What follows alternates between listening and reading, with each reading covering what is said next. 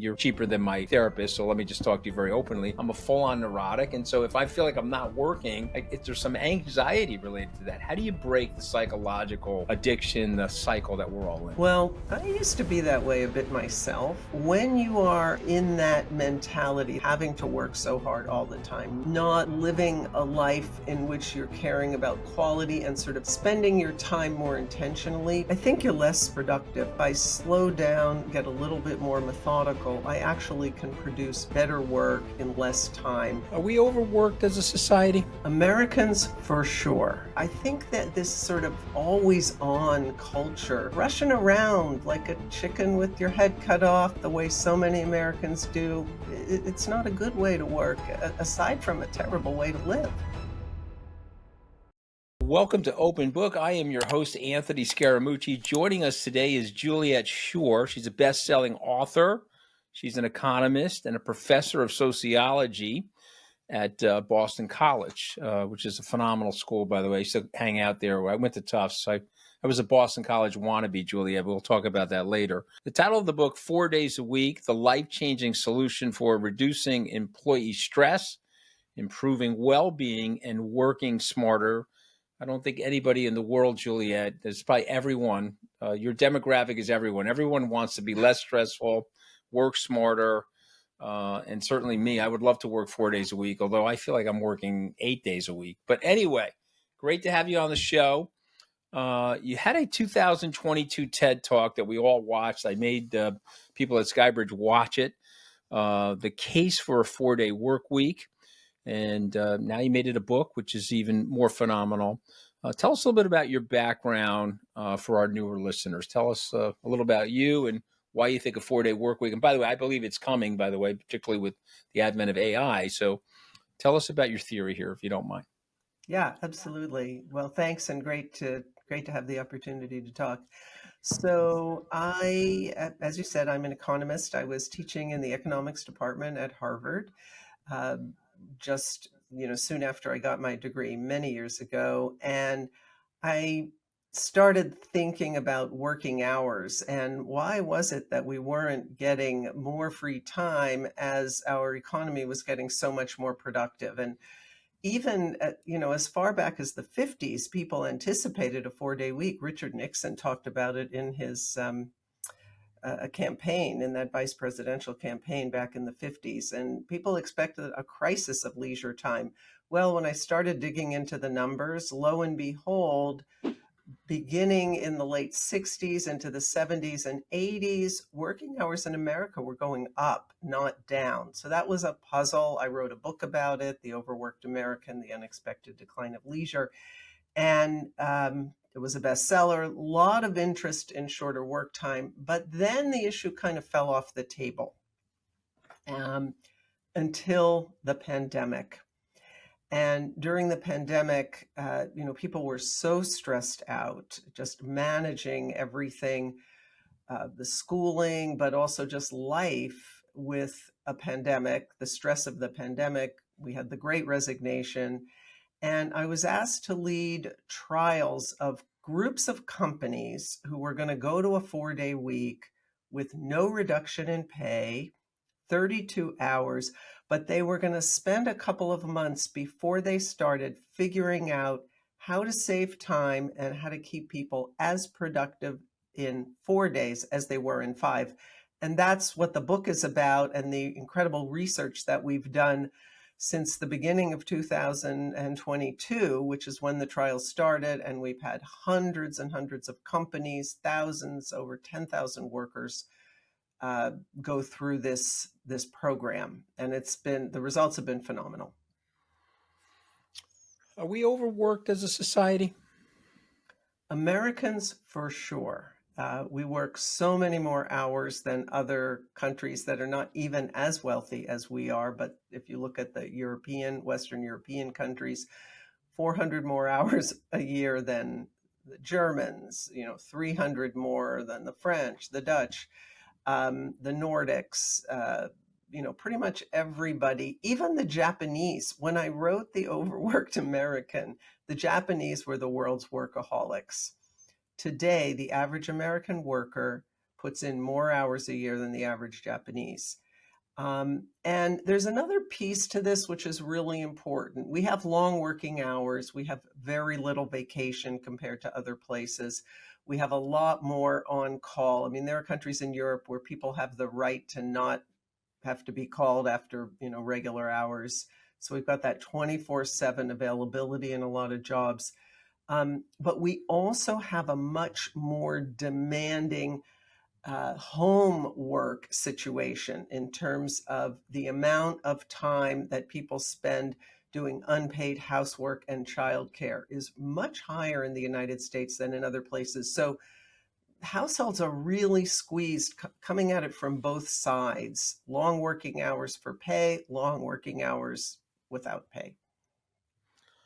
So I'm Italian by background. I obviously am an American born. My grandparents were from Italy. When I go back to Italy, Juliet, my cousins tell me that I'm not Italian, and it breaks my heart. And I said, "What do you mean I'm not Italian? I'm Italian." No, you're American. You guys think you're going to live forever, and so you work around the clock. He said, "We already had our empire a couple thousand years ago. We're slicing an extra piece of cheese. We're got an extra bottle of wine. We're taking a nap at 3:00 in the afternoon." And I walked out of the lunch thinking he's right. I'm American.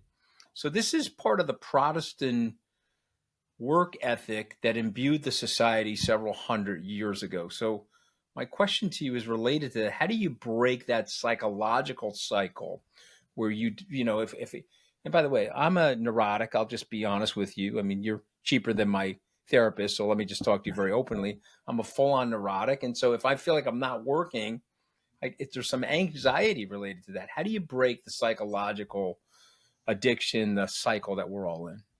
Well, I used to be that way a bit myself, maybe not to the extent that you are. But I think one of the things both about this research that we've found, but I think also I can say from my own life, is when you are in that mentality that you're talking about, having to work so hard all the time, not living a life in which you're caring about quality and sort of spending your time more intentionally, I think you're less productive. I mean, one of the things I have found over time is if I slow down, get a little bit more methodical, I actually can produce better work in less time. And I think that this sort of always on culture that many Americans are in, which is also a culture of distraction, because when you're so busy like that, you're juggling multiple things at once and you're just not really focusing in a way. This is one of the lessons that many of the companies in our trials found, which is that they reduced the meetings that people had to go to, and they created a lot more focus time so that people weren't interrupted. And when you are not interrupted and when you really focus on something, you can get it done much faster, but also you produce a much better product. So I think that is that idea of working smart, figuring out how to do it right, but that also there's pace issues there, but there's also volume. One of the things I talk about in the book is that sort of fact that often creativity comes when we're not doing anything. And if you don't have enough of that not doing anything time in your life, you're going to be less creative. And there's a lot of research on that. I found while I was writing the book, I exercise in the morning, and there's like a cool down period at the end of the class I do where you're just lying there and, meditating, relaxing, whatever, letting your mind wander. That's when I got often really good ideas for the book. So I just rushing around like a chicken with your head cut off, the way so many Americans do. It's not a good way to work, aside from a terrible way to live. This episode is brought to you by ExpressVPN. Ever heard of a data broker? They're the people scooping up everything you do online, your searches, your browsing history, even your location, and they sell it off, not just to advertisers, but to companies and agencies you'd rather not share your information with. That's why you've got to use ExpressVPN. Here's how it works. data brokers track you through your device's IP address. ExpressVPN hides that IP and encrypts all your internet traffic, so your activity stays private, even on public Wi-Fi. It works on all my devices, and it's with one tap. I'm protected. I've used it while I'm traveling to make sure my data stayed mine, and honestly, the peace of mind is worth it. Protect your online privacy today by visiting expressvpn.com/openbook. That's expressvpn.com. express.com/openbook, and you can get an extra 4 months free. expressvpn.com/openbook. Let's talk about implementation. Let's say that you were my spiritual guru, and I want to move SkyBridge, my office. We've got several $1 billion under management, 25 employees. And I want to move SkyBridge to a 4-day work week. Right now, my producer's cheering. I can see her doing a backflip in the green room. How would I do that? Like, what would you recommend to me? What would be the steps that I would take? Okay. How many employees do you have? 25. Okay. So we have a lot of firms of that size that have done this. I have more dependents than employees, Juliet. That's one of the problems I have in my life, which is why I'm always working. But go ahead. Let's start with the employees first. Yeah, good one. Okay. So the first thing you do is you bring the team together. You tell them you're interested in doing this. You create a subcommittee that's going to lead the project, and you figure out how you're going to do it. Is is everybody going to take the same day off, and what is it? In your industry, I would suggest Friday, because finance, there's like really cool evidence showing that there's a lot less activity in the financial sector on Fridays. So you decide you're all going to do Fridays. You also decide you're all taking it off at the same time. Why? You don't want people in the office while some people are out creating lots of work, so that when those other people come back the next day, they've got too much to do. Then you figure out, you empower your whole team to figure out where can you cut? What is it that you're doing that isn't, absolutely efficient? So the vast majority of white collar firms are looking at meetings, and they're looking at focus time and distraction. So that's sort of the easy part. And you're going to do that, and you're going to save some time there. You're also going to save some time because you're going to go through a process, a process engineering, where you're going to look at everything that you're doing, and you're going to figure out what are we doing that we don't need? So are you putting out too many newsletters to your clients? Do you have too many forms that you don't need? Are there some ways that AI can help you? Of course, these days, and you get some other stuff there. The other thing you do, and I've got case studies in the book for all of these kinds of things, whether it's manufacturing companies or marketing. We have a lot of finance companies in the sample. Is to look at the different layers of your firm. So I'll give you the example of Kickstarter, which is a technology firm. It's bigger than you are, but I think there's still an issue here. The senior leadership and the sort of, people at the customer service and the developers and stuff, they went through different processes. The senior leadership discovered that they were losing a lot of time because it hadn't figured out exactly what it wanted when it gave an assignment to the product development teams. That's the example.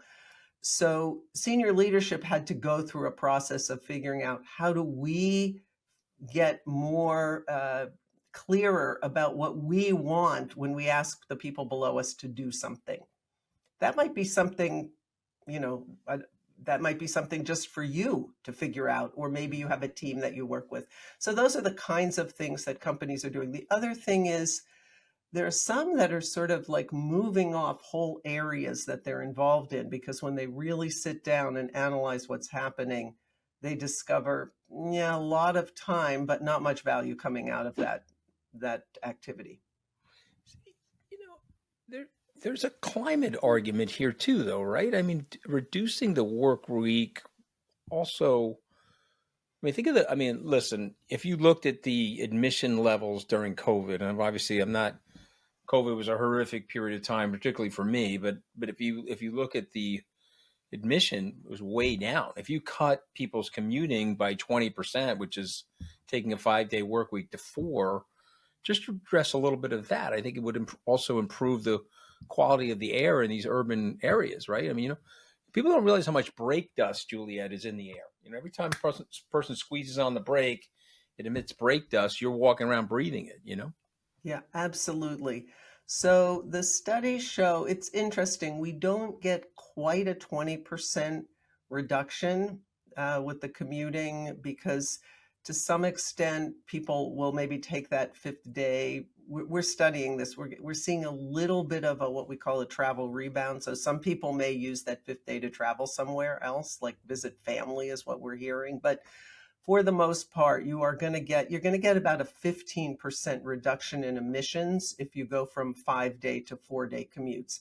The other thing we're seeing a little bit of is some people, because they're sort of less stressed for time, might shift to a slightly more to a more time-intensive travel mode. So we have got a little bit of a shift from people driving a bit less and walking and cycling a bit more. So those are the main things that we're seeing with people. We are in the process of analyzing some cool data. We got people to upload a carbon tracker app for their credit cards and their spending, and then we're looking at sort of before and after they went on a 4-day week to see if there are any other spending patterns that are changing.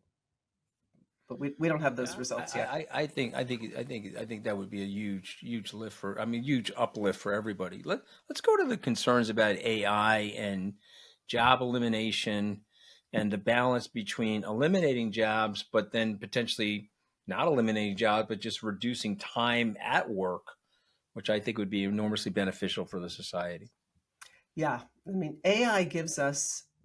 Let me just start by saying there are a lot of really scary and I think problematic things about AI, but there's also in the workplace, AI gives a lot of possibility for saving time, people's time, and possibly a magnitude that's more like what we saw with the first industrial revolution, like a really massive time-saving technology. And of course, many people believe that it is going to lead to even a 3.5 day week.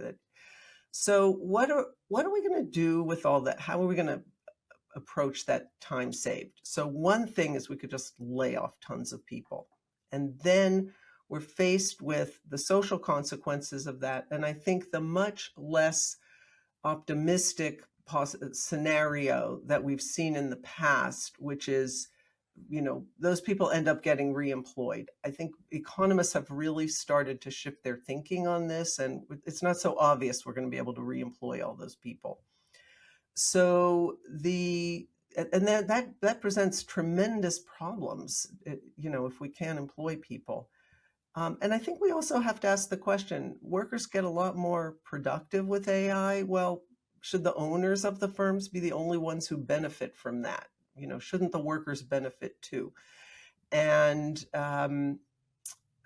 so you can either, have some benefits to the workers that remain, and the people who pay the price are the ones who lose their jobs, or you can say, you know what, we're going to keep people on and reduce their hours of work. And that's how we're going to give that benefit of AI to people. It's socially a much more productive thing to do. It gives people something they desperately need now, which is time. And the other thing that we're starting to study this now, that we're starting to see, is that AI adoption and use is a lot better in companies with a 4-day week. And it's both because people are less resistant to it, because they're less worried about losing their jobs. But we've started to do some research at an AI company itself. They make an AI product. It's really interesting. The CEO of it contacted me and said he put everybody on a 4-day week because the work was so mentally taxing that people just couldn't do it for 5 days. And this is something about a lot of the knowledge workers that we haven't recognized, I think. We think of the physical work as the only taxing work. But knowledge work can be really taxing too, and you could end up getting a better output in 4 days than 5. Okay, let's talk about the government. So you are now, I put you in charge, Juliet. God forbid for you and your family, but I am putting you in charge for the sake of this conversation. What do you do from the government in terms of the implementation? So the first thing I do is I set up some big trials where the government gives an incentive for companies to participate. Maybe it's a tax incentive, maybe it's a wage subsidy. That's what they did in Spain. They started a 3-year trial where the government pays that fifth day's wages at the beginning, and then in each year it goes down. And this way I get a big random sample of companies. I can get manufacturing, all the companies that think they can't do it, and I take away the risk for them at the beginning. And I randomize them into, so it's really as rigorously scientific as possible. And I then see the results of that and show, I think, that any company can do this and that it'll work over time. Employees will be better off and the companies will thrive with it. That's what we're finding in our studies. I mean, the employee well-being is off the charts. And then you get a lot of social benefits from it. For example, with the nurses who are getting 4-day weeks, they stop quitting. They stop burning out and leaving the field after you spent a lot of social money to train them. So that's the first thing I do. And then after that study, assuming it shows the same thing that our results have, then I pass a law for a 4-day, 32-hour work week. And if people work more, they get comp time, no reduction in pay from their current 40-hour week. That's my program. Okay, I like it. It's Running very on it. well. It's very well thought out. It's be careful. Be careful. I can see the bumper stickers. Okay, vote for Juliet. 4 days. You'll be a There you happy go. camper. Be careful. What do You'll you have think? I'm trying to decide between the 4-day week and the 3-day weekend. Which do you think is going to go better? well, I mean, a 3-day weekend. I think you pitch the. I mean, I think you focus on the vacation time or the leisure activity more than the work week, right? I think it's Yeah, much better. I like 3-day that one. weekend. Vote for Professor Juliet. Okay, so uh, what do you say to business leaders or politicians who feel like, oh man, I can't do that. I don't want our country to fall behind. This will reduce productivity. You've made the case. You've made the case to me, but for the skeptic, give me a few more paragraphs, like how to emphasize. I'm with you. When I'm unplugged, I feel like it's a Control Alt Delete for my mental computer, and it helps me reset and reframe where I'm going. I think that would be true even if I was in a productive capacity in the assembly line somewhere. But give me a few more paragraphs. I'm the politician that's not convinced. How do you win me over? So I think the first thing is to note that historically, I mean, long before this 4-day week movement, countries with shorter hours of work have higher hourly productivity. And there are two reasons for that. One is as you get richer, people get more free time. But as you reduce hours of work, people get more efficient and can do better in those shorter number of hours. We have self-reports of productivity. We have what the companies are telling us. We have a work smart scale that shows when people shift from 5 to 4, their smart working goes up. So I think productivity it's something that you have to understand is intimately connected to hours of work. And part of the reason, there's sort of two big reasons. One is what I call the forcing function of the 4-day week. When you have less time, and you know who knows this more than anything? New parents. When you have less time available, you get so much more efficient with your time. No question. Yeah. And so that's the forcing function that the 4-day week gives. And I think because we've been stuck at 5 for so long, 85 years, and because, hours just keep creeping up, we've got that Parkinson's law problem, which is work just fills the time. That's the first thing. The flip side of it is that people are so much better off on the 4-day week. They sleep more, They are less tired, they're less anxious, they're less burned out, they're more eager to come to work, and they just do better work. And that's what we're hearing from the companies too. So it's sort of from both the company side and also the employee well-being side. You've got sort of two dynamics which are leading to either maintaining, which we're seeing in some companies, or improving productivity. And then there's one last thing, which is we have a lot of quitting going on in this economy, people leaving jobs and companies having difficulty filling them. Now, that's changing a little bit in some places, but and we've got this massive stress problem in our workplace. I mean, the stress levels that peaked in the pandemic have come down, but not anywhere near where they were pre-pandemic. They've plateaued at a really high level, and quits are really high too. And this is, the 4-day week takes that away. People do not leave 4-day week jobs. Now, that's a competitive advantage at the moment for the firms that have it. If everybody goes to it, it'll be different. But for any business person who is thinking about this now, that's one of the things to realize, that you get so much more motivated, loyal people who are not going to leave. Okay, so we're down to the last part of this. Okay, I have 5 words that me and my producer culled from your conversations and your book. I'm going to say the word, and then you give me a reaction. It could be 1 or 2 sentences, or even a word. Okay, so if I say the word burnout, Juliet, what do you say? 4-day week reduces dramatically. Right, 70% right. of people on this program are less burned out. Okay, I say the word time. Value it. Don't waste it. Don't use it. 5-day week is wasting time. Yeah, again, your point is, if you give me 4 days, I can probably do the exact same output, if not better, more efficiently than elongating it to 5. Uh, what if I say work? What do you say? Work is wonderful. This is not an anti-work program. I mean, it's really about working better, working in a So way that, your theory is you're forcing efficiency into the conversation, which will also lead to better quality of life for people. yes. So I want to emphasize both. It's not just an efficiency program, although it is that. It's also one that one of the things I noticed about all the CEOs I talk to and the companies we work with, they actually care about their employees. It's really important.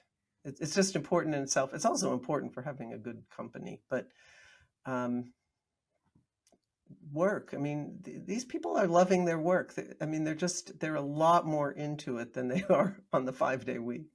They talk about they're not scared to go to work anymore. Sunday scary is gone. So They look forward to it. if I say 5 days to you, you say what? Too much. What about 4 days? Well, I'll tell you, the tagline from our interviews and 2 days is not enough. People can't. 2 days is not enough for the weekend. People are just too stressed by it. Yeah, 4 days. Okay. So 5 days, actually, it's interesting, means 2 days. There's no bueno. But what about 4 days? If I say 4 days, 4 days. Like, what's the four, subtitle of my book? The life-changing, yeah, yeah, subject it for creates more balance. You think we'll ever be at a 3-day work week? I think eventually, but I'm thinking like a decade to get us to 4. And so Okay. it's going to Well, be a the while title for of your 3. book is 4 Days a Week, the life-changing solution for reducing employee stress, improving well-being, and working smarter. And it was great risk for me to bring you on, okay? Because every one of my colleagues now is going to be like, let's go here. Juliet's got the right answer. So we'll be back. We'll report back to you on my progress at SkyBridge. But I want to say thank you for joining us here on Open Book. Thank you. And by the way, suggestion, you didn't give me, one of the words could have been this Friday. So you could start by taking this Friday off, see how it goes. Okay, it's good. It's a good suggestion, particularly here as we get into the late summer. Well, that'll be a very big morale boost. Okay, maybe I'll call my chief administrative officer and say, let's take Fridays off for the rest of the summer. Sounds awesome.